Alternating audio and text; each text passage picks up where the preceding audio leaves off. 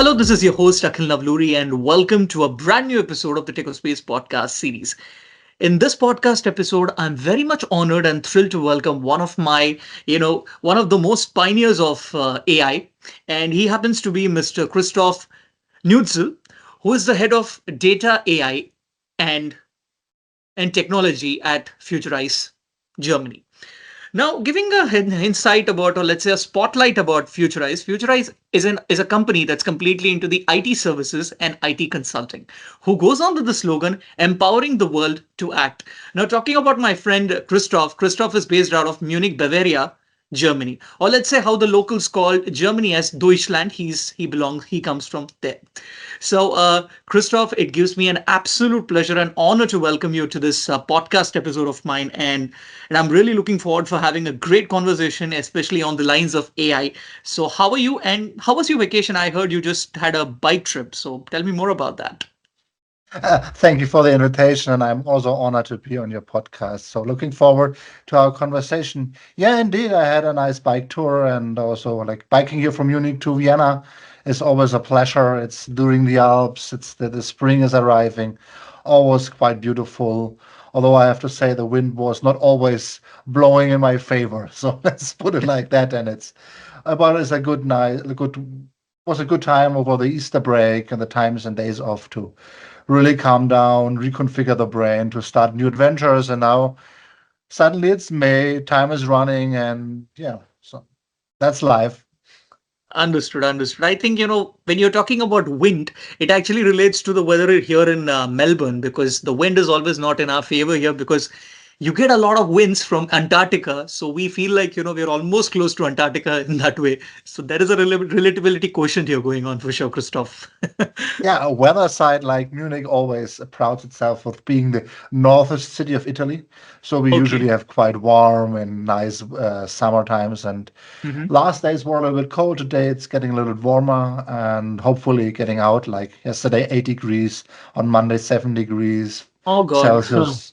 It's not fun. I put out my semi winter jacket to go to work yesterday. Got it, got it. A lot of connectivity, I think, between Melbourne and Munich. Starts with the M again. So, at the stroke of this hour, Christoph, let's kick off with the podcast, and it is exactly 8:10 p.m. in Melbourne. So, Christoph, I just wanted to understand this. Like, as a head of AI, data, and technology at Futurize, like, what are the key initiatives that you have taken to help the business leaders across Europe, turning the AI into a growth engine instead of a side project? Several things. So, historically speaking, we went down the path of going more direct into the data and AI space as a Futurize as a whole, like 2015 to 18. And what we've done is like the first steps you addressed more, what can we learn from data-enabled companies, data-driven companies. But we ran really quickly went into the things and understanding that businesses have several needs. So increasing speed and reducing cost. And we've seen in all these changes, markets changing constantly, that there's always frictions bubbling up. And very quickly, we understood you can fix these frictions, and also understanding how you flip the script between different challenges you have. So we went into the retail industry where there are usually trade-offs and frictions along the pipeline that are coming up due to different customer demands. And then also the whole thing we worked with construction companies that they have the need about how healthy is a construction site, how can we understand that, because there the frictions turning up for the little companies on the side doing several parts of a bigger construction site. And how do you assess that? How do you help this whole ecosystem to run better? And these are kind of the key initiatives that we are taking on broad. We also have car manufacturing. I'm here in Germany, so obviously car industry is a huge thing, but the whole manufacturing industry, which is super complex. Like we all know, B2B becomes more to B2C, individual products taking place. And so all of a sudden, all these perfect aligned processes from the past having these frictions. And what a company is doing, they're buying software as a service products. what we are believing that exactly at that point you're piling up different problems, new problems. And there we always say, look at your data and the possibility now AI gives you. How can you extend the freedom and the ability to change your operating model, to engage your customer in a new way? I call it interaction fields with the customer, especially from my friend Eric Joachimsthaler, who is a good friend out of New York City, who runs a company there. And we are discussing often like how you really build new companies with AI in your heart and how it really enables different operating model. And an example is the retail industry. Retail industry is very classical trade-off company. Either you are very operational efficiency because the headquarters does everything, buys high quantum of drinks, toilet paper, and so on. You can be very, very efficient, but you are not customer centric because every store looks the same, feels the same, has the same items. So in these discounters, I don't know if in Australia and other countries in the world, discounters is such a huge thing that in Germany or in Europe, that's fine. But on other brand supermarkets, it's a problem because you want to offer the local brewery, the local new craft beer company, the new fresh tomatoes from the farmer on the other hand. So you Yeah. now to be very local, but this goes against the operational efficiency. So with Nordic retail company, we looked into that and find a way how to model this problem of assortment, like how to be which parts of that is locally, which parts are global, and also on top of that, an understanding with the customer purchasing behavior that are different from supermarket to supermarket. Another problem by operational efficiency is there how to give store owner an idea how to lay out the store, that the purchasing is getting efficient. So for you to understand a supermarket, you're buying products and you're selling. You normally have a paying target about, let's say, 30 to 60 days. So you want to sell your products 20 days in because then you have 10 days of cash flow advantage. And these kind of things we're talking about now very clear on the retail industry, but construction is similar, car manufacturer is similar, manufacturing is similar. You need to increase speed, react better to market demands, and understand the customer better to predict what they want and make your create the ability to build that. And that often AI can help us with internal data, external data, weak signals in retail industry, Instagram, superfoods kind of things. Like what's the new Yeah. trending superfood? Because you Mhm. need to grow it and ship it or grow it vertically for a test run. And you need to, there's so much supply chain needs to be moved. Or you build a new car trend is emerging. Okay, which parts do I need? How do I source them? How do I get them? How do I cut corner? How to reduce risks and so on? And with AI, you can drill down there. And this is what we're doing, understanding how the business when AI is in the center, and we're not just fixing processes, but rethinking them and putting AI in the center. We are seeing much more impact than just, hey, use ChatGPT for writing a faster email. That's nice, but that's not what it's about. It's about understanding operations and flipping the script, empowering new people, reducing handovers, creating broader roles, and reducing trade-offs between local and global and or classical. I'm from a software development background. And software development, you have the classic situation: are I fast creating features or are we keeping a high quality? And sometimes you are the one or the other or in between. But now with AI and my team, as are very experimenting with that in depth. Shout out to my colleague Michael Tower, who really deep into that. He's like, okay, now we can keep speed, keep it move speed forward, but also improving quality. Because if you just improve speed and diminish in quality and security, scalability, these are all factors, readability, editability in the future. They are so key, and AI can really help there. And so that's looking beyond the hype of, hey, let's get just faster developers and let's do some vibe coding. It's really about making companies in the future more able to adapt to changes. That's brilliant, Christoph. Now, Christoph, in the starting, you just told me like, you just got the data of, understanding these companies that require AI. Now, in the first place, I just wanted to understand like how did you get that data? Like what was the source of data for you to, act on it or let's say, understand, okay, this is the company. So how did that go about? I think there are several ways. One way I really like is let's start from sales. Sales is usually a company starts when you're selling something. When you're not selling something, you probably don't have a company. You pretend to be a company, but maybe not for long. Yeah. And so what I would usually doing is like how is the interaction with the customer working? What are they buying? What are the frictions there? And then you see, okay, let's say example. We are working with a medical company in the sales process. And one of the requirements they're selling for operation rooms material.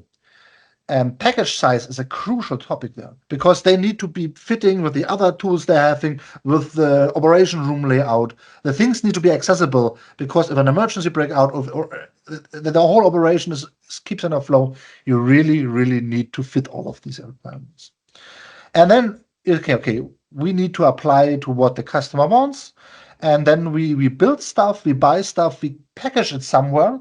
And now you're feeling, okay, although we have it packaged in a certain way, does not mean our supplier can package in a different way because we negotiated with them that different package sizes and different ratios are available.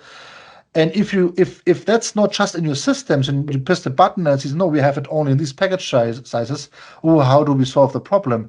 But if your AI understands that's not a problem, in your contract there is more opportunities how to deal with that. You do not even have to renegotiate with the supplier for a while. You can just say it's in the contract, we get this over. And then you're seeing how this frictions through the company, because now the company needs to understand, okay, customers have variety of needs and I'm not always fulfilling them, but my contracts do. And I need to understand where the holes are in my contracts. And suddenly you are in the legal department, you are in the R&D, in the supply chain department, all going on from understanding the customer, what they want, what's maybe working, not working, where the churn rate is, why customers going away. And then from there, you can reverse engineer a lot of these frictions. And what you're seeing is just that companies build themselves and they grew, especially legacy companies. And what you're seeing is like they're piling up frictions because the customer demand is changing. The like when Ford built his company, black cars and ship it the same car, and now the wishes are different. Like I don't know how it's in Australia, but in Germany you build your individual car out of these special accessories. US is different, but in Germany it's like that, and in Europe. So you need to be able to do that. And this is kind of how you reverse engineer processes and understand, okay, these kind of things happening, new trends happening. How do we react? How do we set up a system in place that not just solves the problem? That's usually where companies build in software as a solution, as a service solutions, but where you can really rethink. Okay, hey, if you would do this part in this part different, we don't have that problem anymore because we have a system that understands packaging sizing, and we don't need a company that runs for us to suppliers and renegotiate because we understand hosts can react proactive to close them. And I think these are these parts where product entry is always a moving target. For example, customer behavior is a moving target, and how you extend your ability to serve them for the customer and the segment you want to serve. And I think this is how we think. What's making money? What does the customer in the end would say, hey, nice that you're doing it. That's better for us. This is how we think about that. And there you can reverse engineer data, proxy data or real data. That's amazing. That's a great way of just working on things like that. Now, Christoph, like, can you elaborate me about your expertise with respect to the expertise with respect to your business transformations, or let's say your skill with respect to business transformations on the areas of the services that you provide and the value stream that's associated with it. So we are quite, I would say, cross industry company. We're working in retail, as I said. We were in the car industry, and there, and also in from R&D, quality management, production, and market entry. We're also working in energy sector, renewable space, grid efficiency. We work in the public sector, so we are very diverse in the portfolio. And so our key value proposition is also like we understanding different industry segments, but we are also having the great quality of transferring that knowledge into new industry segments. I mentioned retail, so we're working currently with a luxury car brand together, what they can learn from luxury retail. So luxury retail has a lot of friction problems, and how what we've done there, how does it translate to cars? How can these companies think different about how a car company can work, so it also feels like a luxury? And this is where our strengths come in, translating like learnings.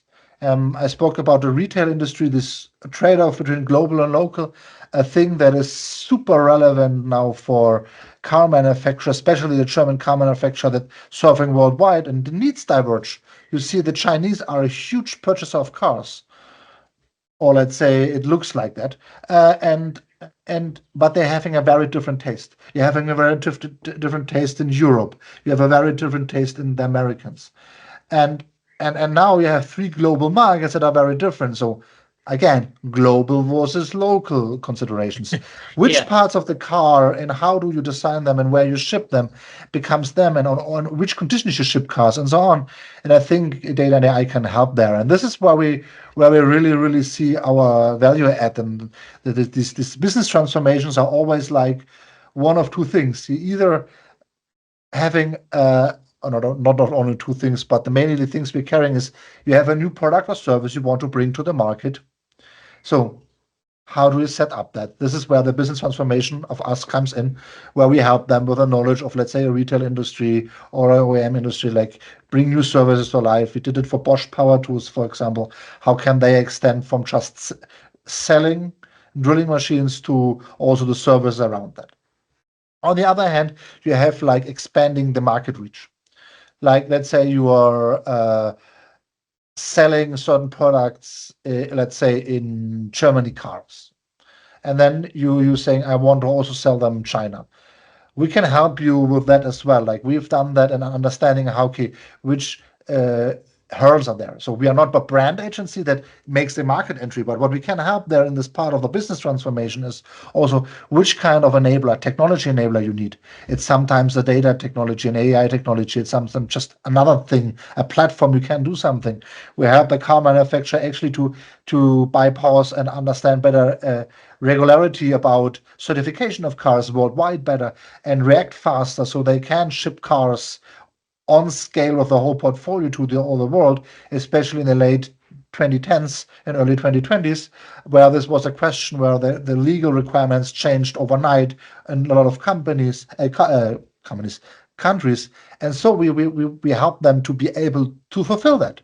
And these kind of things we're doing, like what's the business transformation you're doing, and we can help you and identify these key technology enabler you need, or helping companies to scale. We are helping kind of a clinic group to scale and building a data-enabled clinic and a backbone to integrate new pieces and shape up in new countries, overcome cultural differences. It's a difference to build a clinic in Germany and then in building in Australia or India or China or even in Spain or in France, which is a neighbor from us, or Poland and so on. And therefore, like technology can bridge a lot of things, especially now large language models who can help you bridge like these cultural differences as well.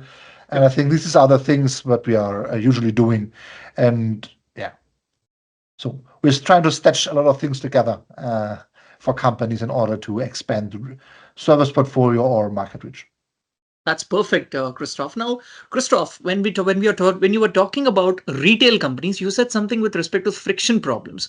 So, what do you exactly mean by that? For example, let's say I'm a luxury brand and I have stores. Now that you have your regulars that may be also worldwide jet set, who are massive purchaser. And you have your tourists that are, let's say, on the Fifth Avenue, New York, the first time seeing your luxury shop, your flagship store. And both of these people enter the store. One is the tourist, the one is this high volume purchaser. And both of them are treated equal. That sounds normal in a normal supermarket. That's totally fine in a normal supermarket. But on these luxury brands, these luxury high volume shoppers, they feel like I'm something special. I buy here often. I'm a regular worldwide. and these kind of frictions, for example, turn up. So how to identify these kind of people worldwide? It's not like it's your favorite bar around the corner where the barkeeper Yeah. knows you and say, "Hey, Aki, like nice that you're again here. I have your usual already." It's more about identifying people who person who bought 2 times in London, 3 times in Beijing, in Tokyo, maybe down there in San Francisco. Now they're coming into your store in New York, and you want to offer this person what they want in the context why they are purchasing now in New York. Is there a difference? And so, and these kind of things are very crucial. They have a huge churn rate and a lost in brand stickiness, and that's one key thing of frictions we are usually talking. This is very customer centric. I hope Got that it. Got it. illustrates that. Absolutely. That completely sums up the point, Christoph. Now, Christoph, I just wanted to understand like what are your key achievements? And having said that, like how have you repositioned Futurize Germany via the AI native strategy? So what we've done is in Germany, in order to come back to a growth market in the DACH area, which is a huge market for us as Futurice, is like understanding, okay, now AI comes in there, we can crunch a lot more data at the same time and using AI more in the heart of our sales process. So what we've done is like understanding we have a shift in strategy, the talks we are holding, the slides we're sending out, the offers we're sending out.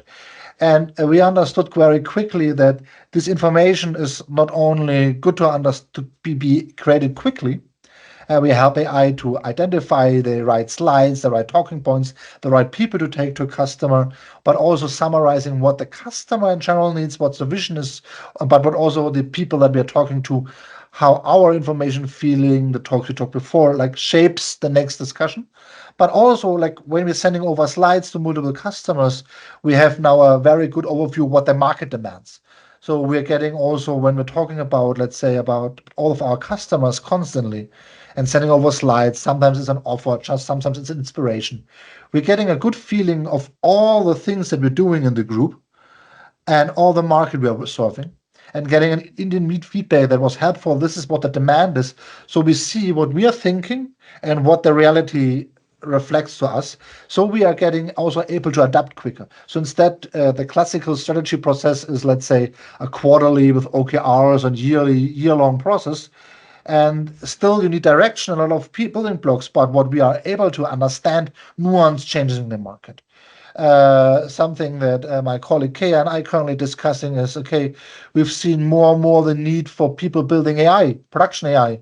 We're seeing less offers in the market about who does the operations, who does the quantifications. I spoke with Munich Re, which is insurance companies.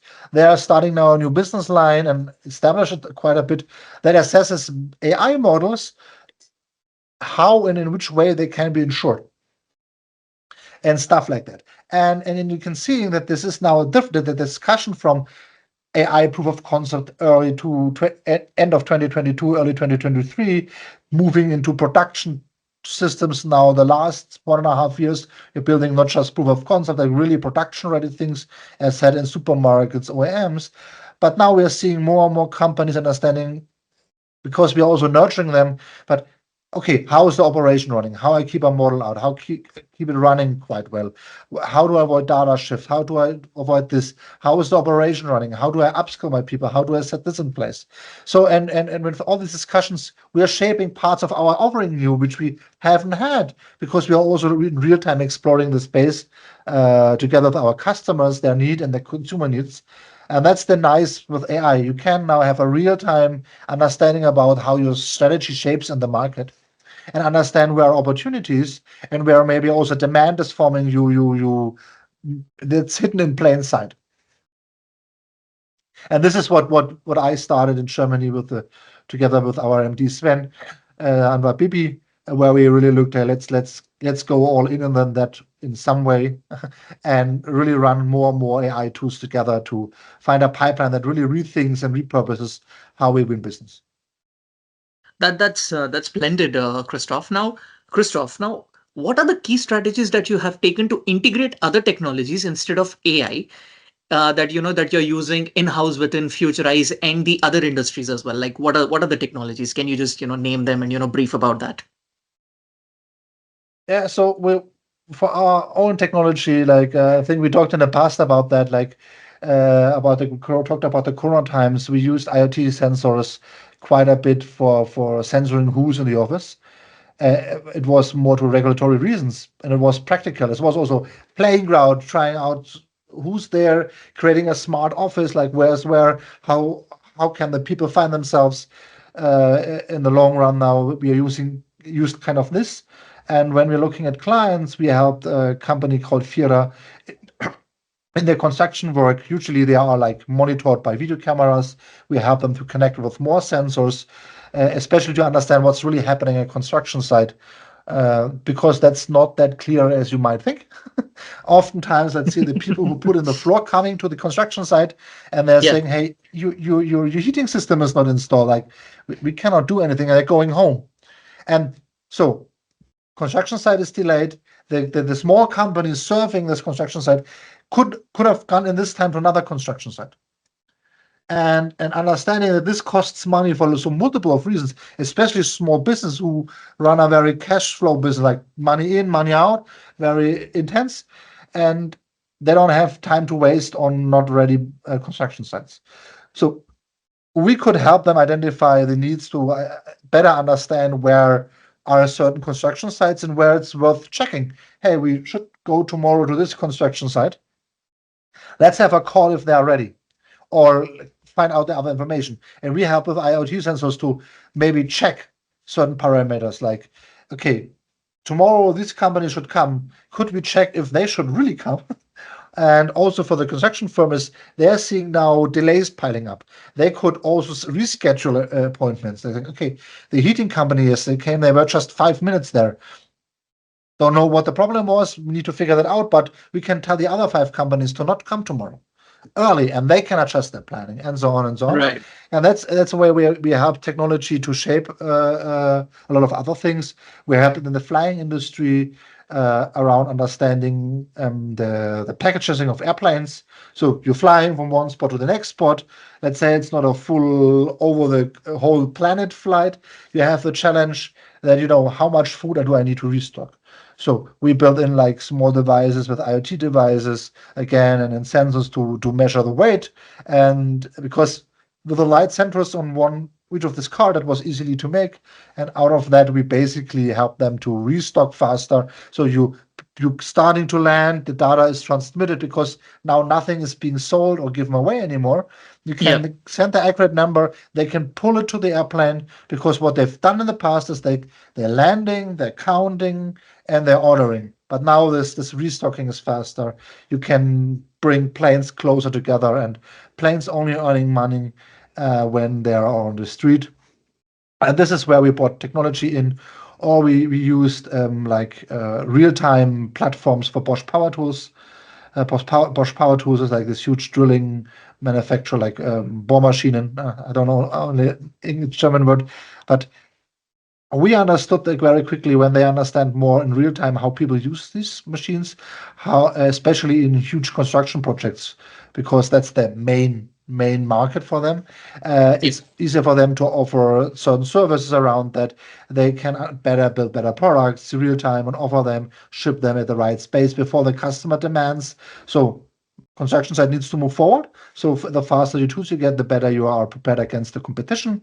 And a prominent example where we were not part of that, but Caterpillar, who like they have like these machineries, these huge machineries, and they built IoT sensors in there because they want to understand how the tools being used, and they found out the tools are being underutilized, meaning they're used for smaller use cases. So they build smaller machinery, and now customers said, okay, I just need it for that. I just need the big machine.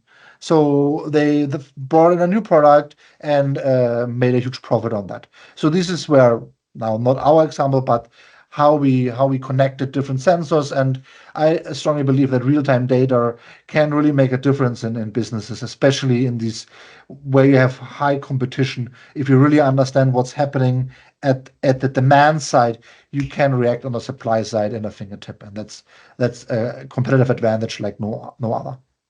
Absolutely. That's a sign of excellence. If you're just keeping up to date with the latest trends and with the latest data, you could just act quickly and create successful results. Now, having said that, Christoph, now you were just talking about technologies and you were just giving the example of the construction company. Now, did it ever occur to you that you wanted to create a front end interface, for the construction side, for the workers, or for the end users who are in that particular domain? Did you ever think of that particular thing? We've built something like that. I think it's uh, a portal for small businesses is always a tricky thing because they would need something to do around. What's usually working quite well is like uh, even SMS messages or WhatsApp messages that really giving detailed information because their workers they have always a phone with them, always making pictures of their work and sending them in and whatever whatnot or and documenting work.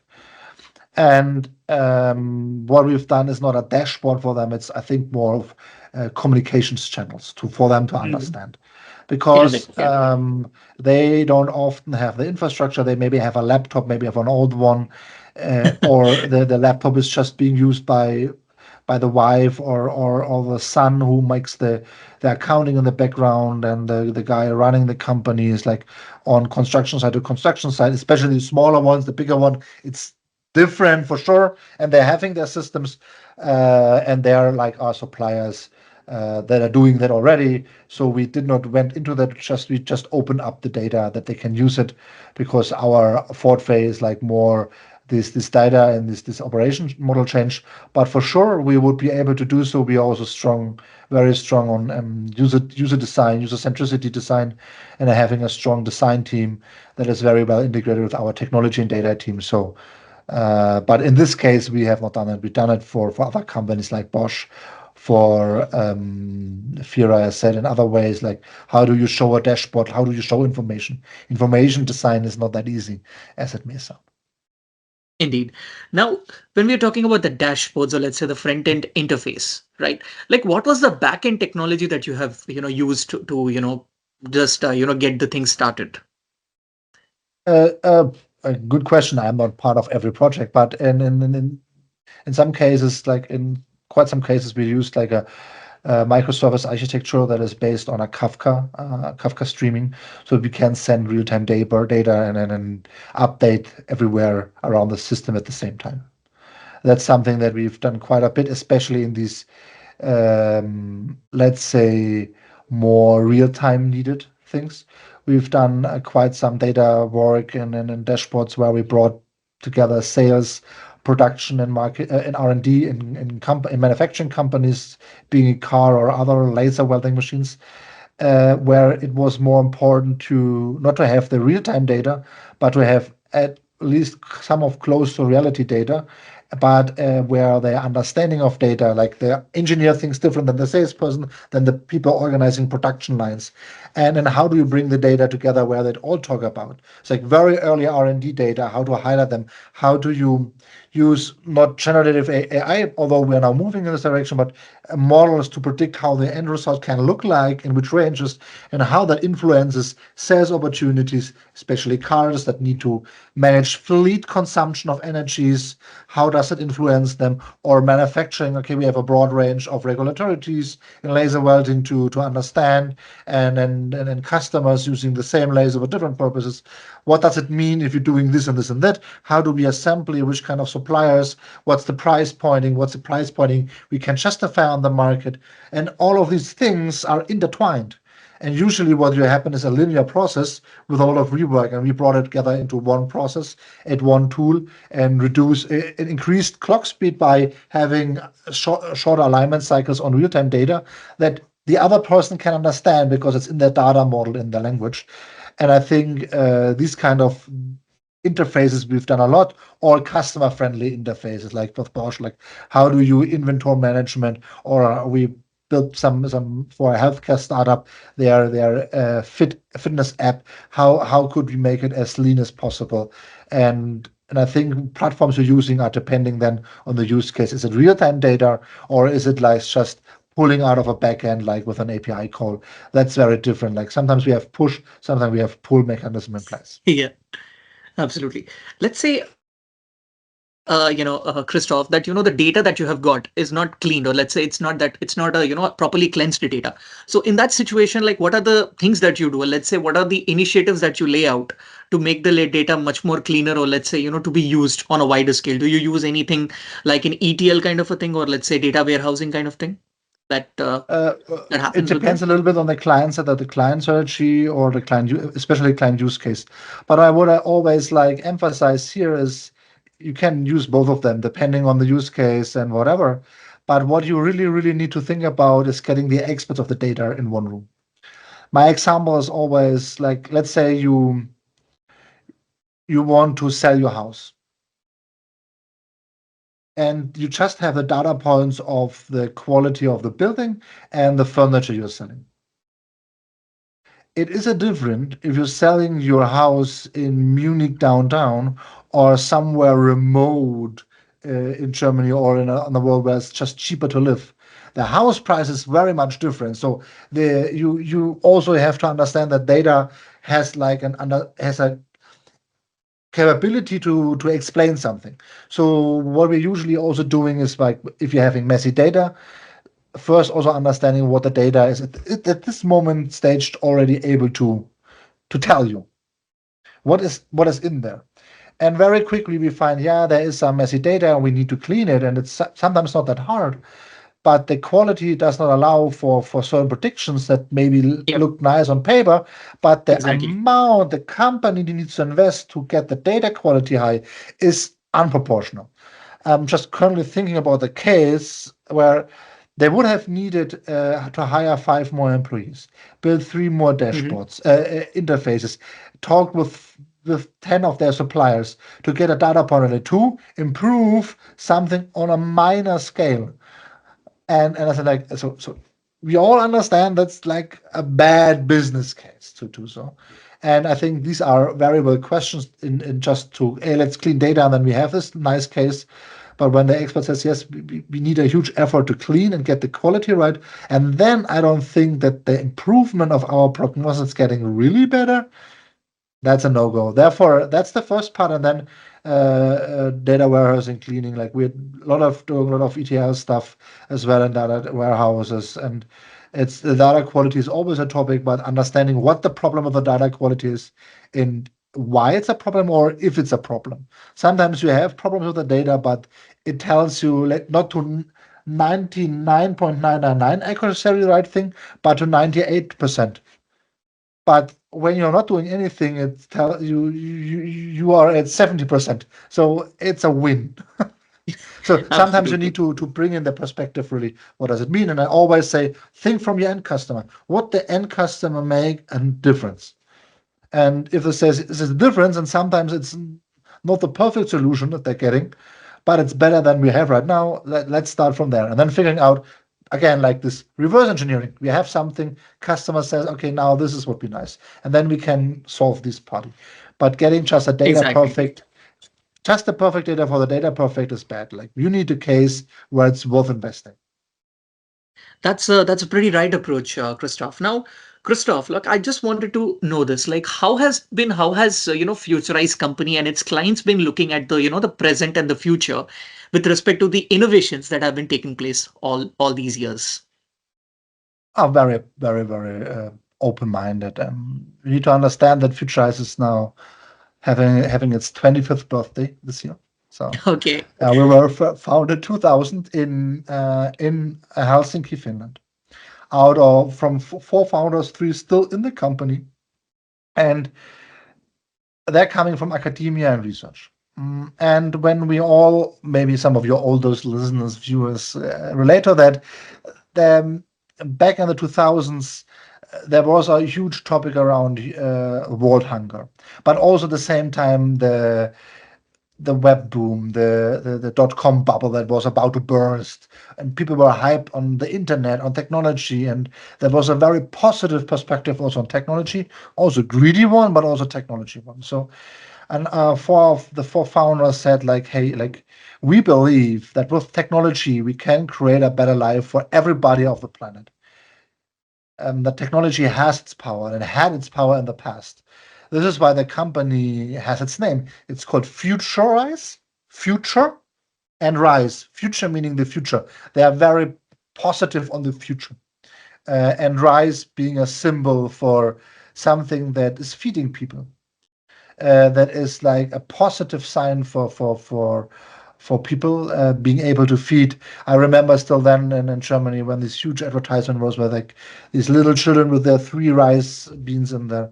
But but the positive outlook was, and this is still, like I would say, for us as a company, we believe technology has a huge upside to make the world a better place.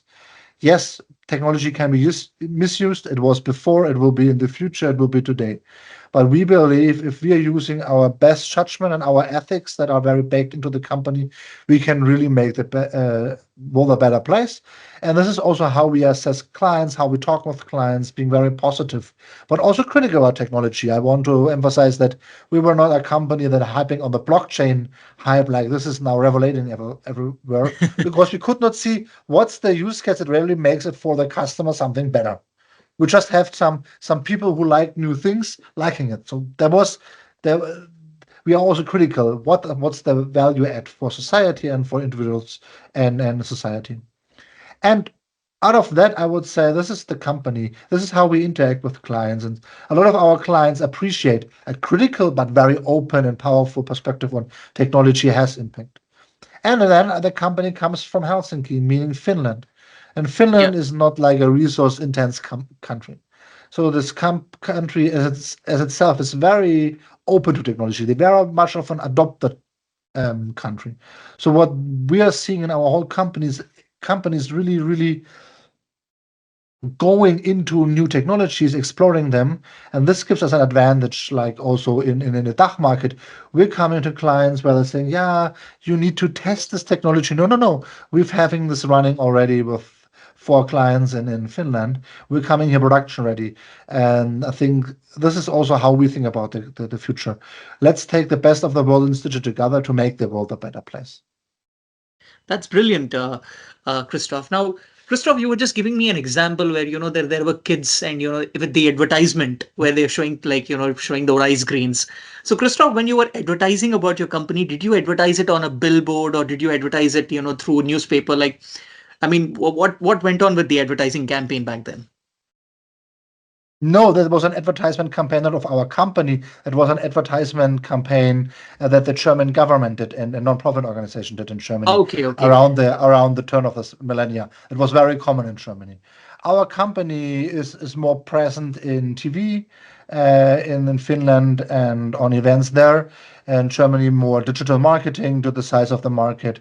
So that's more of our forte. And we are like more about thought leadership kind style of marketing, like what is possible, what's the non-nonsense kind of next steps you can take as a company, and not like promising the world and delivering nothing. I think we are pretty much ground to the earth, like what can be done with technology and how can we help you as a client. And that's more of our marketing, I would say. And the other ones were example around the turn of millennia advertisement of non-profit organizations in Germany, like okay. Probably I just mistook that. Probably I felt that Futurize came up with that ad campaign, so I think I no, just no, got mixed up with it. Yeah. no, no, no, no. Now, yeah. So now, Christoph, now I just wanted to understand this. Like, Christoph, like, what is the target market that Futurize has been focused on since its inception, and is there any other domain that it is currently eyeing on? So I think that we were founded in Finland and the Nordics. We expanded then with Nokia to Germany. Nokia went the late 2000s into to Berlin, and therefore we also went into German market, and then where we are operating is the Finnish Nordic market with Sweden and Norway. We're also in the DACH market, especially Swiss and Germany. We're also in the UK business and starting and having a US business, a small one, and now starting to also looking into Canada, because the US Canada fight opens up opportunities here. And also the looks are being looked at the Arabic market, I would say, and the Asia Pacific room, as there is a huge business and dynamic happening. And I think we're having friends all over the world, and updated our leadership into more global leadership, meaning we had a very strong Finnish footprint, which was an advantage, and we had the right people at the right time. But now we are moving up people that worked in this Asian room, worked more in the US room, more in the Arabic room, to really, really getting more global.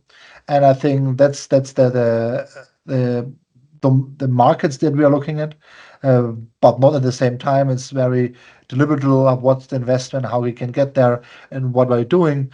But with the core markets being Finland, UK, Finland, I call it Nordics because it's the Sweden Yeah. and Norway as well, and the UK and the DACH market and US market where we are strong. And when we're looking about what are the domains, as I said, we are very diverse in industries, but I think we are moving very strong into what data and AI can do more, and looking out what are the next topics. So we are also quite tangled into research projects from the European Union, where we are Wow. helping doing new things, where we are understanding new technologies that are just being researched or being researched and out of the brain for finding use cases. And so what are the domains of the future is just unknown. Like, but we will get a next evolution for sure. We started as a technology company that did software for smartphones, or not for handy back for mobile phones back then. Moved into social media stuff. Then incepted a more design-driven design, went into consulting, sold products we built in the past. Then we introduced strategy and culture consulting, so that we can really drive digital transformation. Then we said, okay, the start on the I space already 2015 to 18 really, really got more and more important. We went into this space to focal around more around that. And currently we are doing this quite heavily, but we are also looking very, very strong into universities, with universities and with players that are also in these ecosystems around our major offices. Like, how could we identify the next top things where we may be reinventing ourselves? Because we are not in the digital transformations to client transformation, but we are believing that we need to transform ourselves constantly to keep up with the future demands for businesses, and providing answers when the challenges arrive. Absolutely. Now, Christoph, you were just telling that, you're tapping into different type of technologies. You want to learn about new things in the technological norm. Now, if I would just like to ask you, like, do you have any plans of, venturing out into the low code, no code space, like, different things like where it comes with the likes of Appian, Pega, Mendix? Do you think that, you would like to integrate, your company's portfolio with the low code, no code platforms ever? We're using that in some of the projects. They have a trade-off, and we are aware of the trade-off, but we are using no code and low code quite a bit. We see at clients, for example, when you're looking at the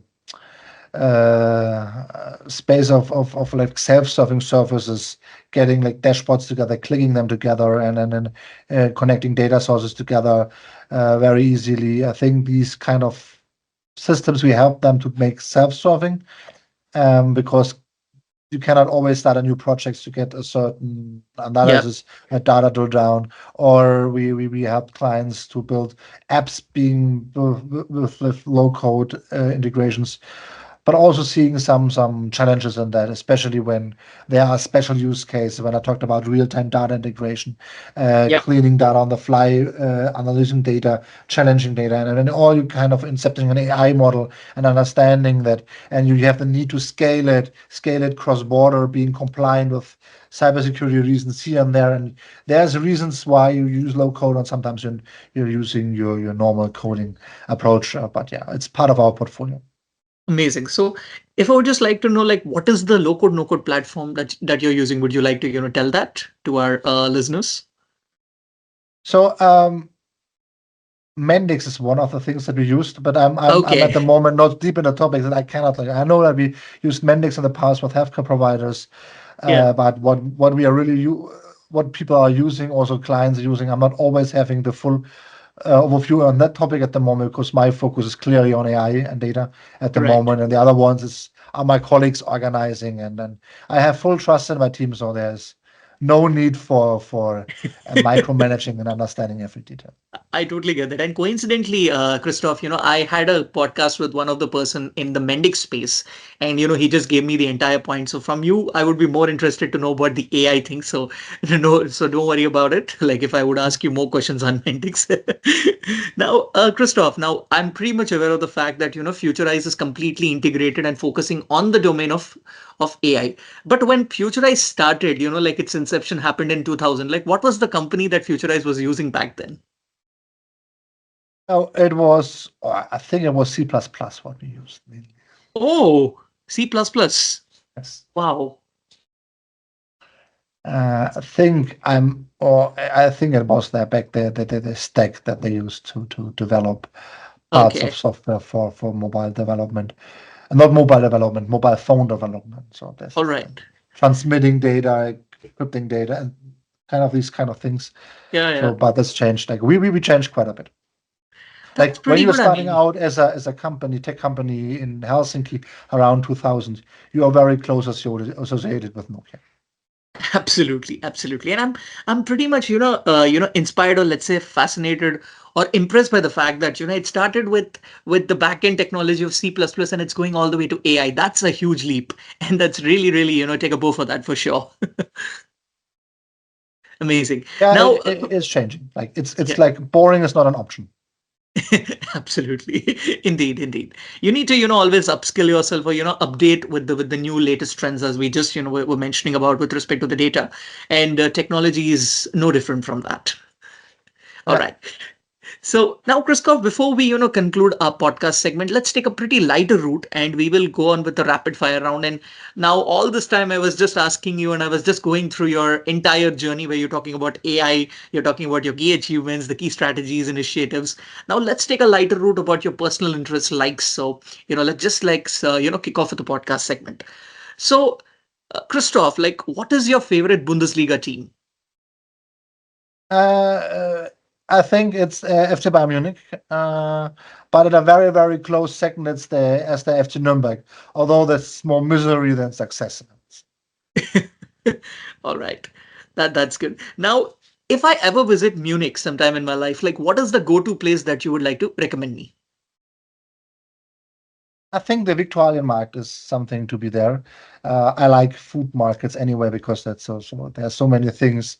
But if you're coming to Munich, there is like if you are like arts, but you can see arts everywhere.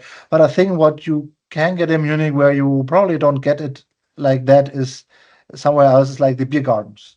Like this area where you can buy a beer and sit there, but or you bring your own food, and it's like this whole families there. And there's it's very beautiful normally if it's on a lake or it's more in the forest. I think that's quite beautiful, and you are close to the Alps. You are also like just a train ride or a bike ride away from the Alps. So these are things that I would consider crucial and something Brilliant. you're not getting everywhere. Oh, that's nice to know, Christoph. Now, Christoph, I mean, since you were talking about the food market, now, Christoph, I would just like to understand, like, what's your favorite cuisine of all the time? What's my favorite cuisine? I think the Italian cuisine. I think it's just one of the best. All right. Yeah, even I'm a huge fan of Italian food, like, the pizzas, the pastas. I mean, I just, just But go also they all have a over. huge of meat, nice meat dishes and fish dishes. So there. Brilliant, brilliant. Now, who's your favorite? Like, I mean, so what's your favorite superhero comic or let's say favorite superhero movie that you have seen? Superhero movie.